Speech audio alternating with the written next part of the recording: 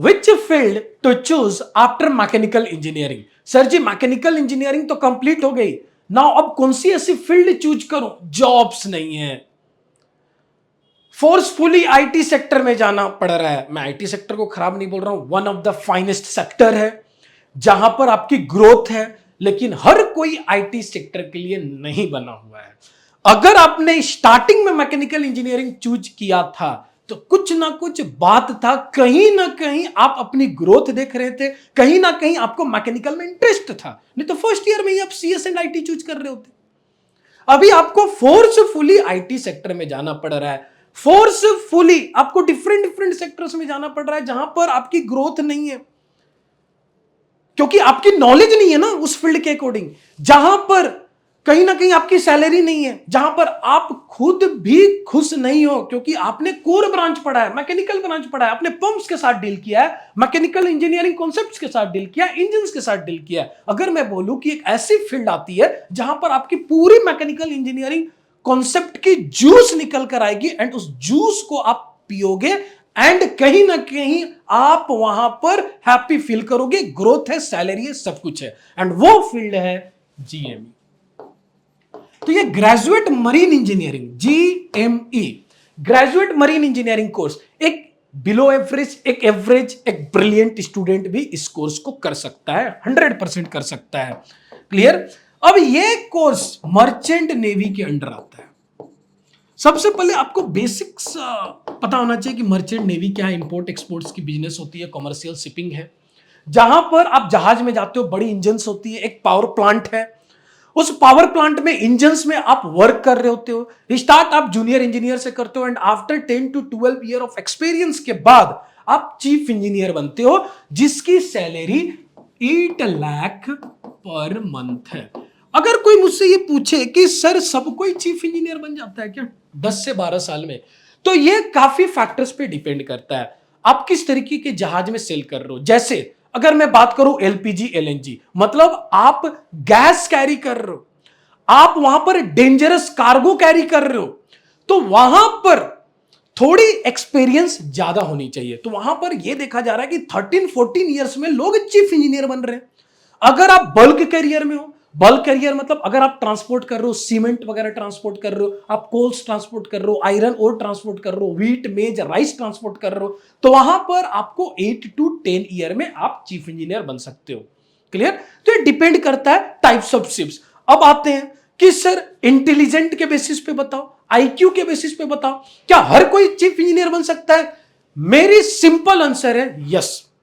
अगर आप में पेशेंस लेवल है तो हर कोई चीफ इंजीनियर बन सकता है। अब अलग बात है कि कोई इन बिटवीन, किसी की ऐसी जर्नी है कि वो बिजनेस में चला गया, अपनी खुद की कुछ स्टार्टअप से स्टार्ट कर रहा है, वेल एंड गुड, अपनी बिजनेस तो सबसे टॉप पे है, ये मैं मानता हूं, ये मेरी पॉइंट ऑफ व्यू है।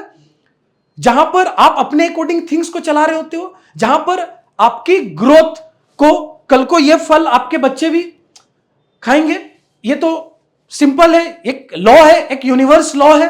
बट अगर जब जॉब की बात आती है तो अगर जिसमें पेशेंस लेवल हाई है, जो बनना चाहता है, हर कोई बन सकता है चीफ इंजीनियर। यस, थोड़ी पेशेंस लेवल हाई होनी चाहिए। नाउ अब अगर मैं बात करूं इस फील्ड की, तो आपको जीएमई एग्जाम्स एंड इंटरव्यू देनी होंगी, इसकी सीवीटी एग्जाम्स होती है, इसकी इंटरव्यू होती है, फिर एक स्पॉन्सरशिप फॉर्म्स आपको कंपनीज प्रोवाइड करती है। तो ये सीबीटी एंड इंटरव्यू की प्रिपरेशन एसएमबीडी मरीन एकेडमी में होती है। यस, एसएमबीडी मरीन एकेडमी में इसकी फुल प्रिपरेशन होता है। अगर आपको जीएमई रिलेटेड कुछ भी डाउट है तो नीचे दिए गए नंबर पे कॉल करें, आपको फ्री काउंसलिंग प्रोवाइड की जाएगी। तो मैं मानता हूं आफ्टर मैकेनिकल इंजीनियरिंग आप गेट साइड भी जा सकते हो, अगर आपकी इंटरेस्ट है तो आप जीएमई साइड भी आ सकते हो। लेकिन अगर मैं पैसों की बात करूं एंड एफर्ट्स की बात करूं, एफर्ट्स दोनों में इक्वली लगने वाले हैं, कोई फील्ड इजी नहीं है। लेकिन एक एवरेज स्टूडेंट भी, अगर किसी ने बीटेक में 50% भी लाया है ना, तो एक एवरेज स्टूडेंट भी इस फील्ड में जाकर अगर मेहनत करेगा एक प्रॉपर डायरेक्शन के साथ, तो 8 लाख पर मंथ अगले 12-13 साल में वो अर्न करना स्टार्ट कर देगा। लेकिन हर कोई बच्चा गेट नहीं निकाल सकता है, हर बच्चा आईआईटी बॉम्बे, आईआईटी दिल्ली में नहीं जा सकता है एमटेक करने, एंड ये फैक्ट है। लेकिन हर एवरेज स्टूडेंट इस एग्जाम्स को क्वालिफाई कर सकता है। आप इतनी मुझ पे ट्रस्ट रखें। एंड ये मैंने प्रूव किया है लास्ट 7 मंथ में। इस एकेडमी से 90 रिजल्ट्स आए हैं। 90 स्टूडेंट्स को बड़े बड़े शिपिंग कंपनीज में जॉब्स मिले हैं। 90 स्टूडेंट यहां से ऑफिसर बनकर गए हैं। और वो स्टूडेंट एवरेज रहे, अबव एवरेज रहे। एंड मैं बिल्कुल मानता हूं कि 10-12 ऐसे भी स्टूडेंट्स हैं जो ब्रिलियंट स्टूडेंट थे। यस। एंड उसमें से 40-50 ऐसे थे जो अबव एवरेज थे, जो 55-60 वाले थे। लेकिन कुछ ऐसे भी थे, 30-40 ऐसे भी बच्चे थे जो बच्चे 50-55% में लाइक कर रहे थे। आज वो अच्छी कंपनीज में है, आज वो कोर्स कर रहे हैं, अपनी कोर्स कंप्लीट करेंगे, ऑलरेडी स्पॉन्सर्ड है। मतलब कोर्स से पहले ही आपको कंपनी ने एश्योर्ड कर दिया कि आपको जॉब लग जाएगी अगर आपने सक्सेसफुली कंप्लीट किया। मेक श्योर कि 1 साल की कोर्स में आपको बैकलॉग्स नहीं लाना है कहीं ना कहीं। फिर आप जूनियर इंजीनियर बनते हो, फिर slowly exams and orals further देते हो प्रमोशन के लिए। आप एक टाइम के बाद चीफ इंजीनियर बन सकते हो, इसमें कोई डाउट नहीं है। Clear? So wish you all the best. Upcoming batch join करने के लिए आप हमारे टीम को कॉन्टैक्ट करें, आपको एक्सपर्ट्स गाइड करेंगे। Thank you.